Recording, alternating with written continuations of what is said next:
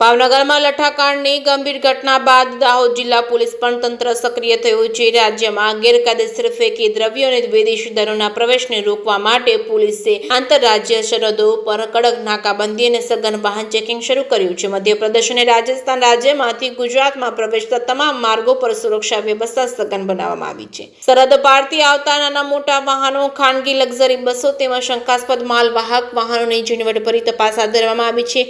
આ કાર્યવાહી અંતર્ગત મીનાક્યાર અને ચાકલિયા, સેજાવાડા તેમજ જેવી મુખ્ય આંતરરાજ્ય ચેકપોસ્ટો પર ચુસ્ત પોલીસ બંદોબસ્ત ગોઠવી તપાસ તેજ કરાઈ છે। જિલ્લા પોલીસ વડાના માર્ગદર્શન હેઠળ આ સ્પેશિયલ ડ્રાઈવનો મુખ્ય હેતુ કોઈપણ પ્રકારનો ગેરકાયદેસર દારૂ કે નશીલા પદાર્થો ગુજરાતની સીમામાં પ્રવેશી ન શકે તે સુનિશ્ચિત કરવાનો છે। જે કે સિંગોર સાથે નાગેશ્વર સિંહ, દાહોદ।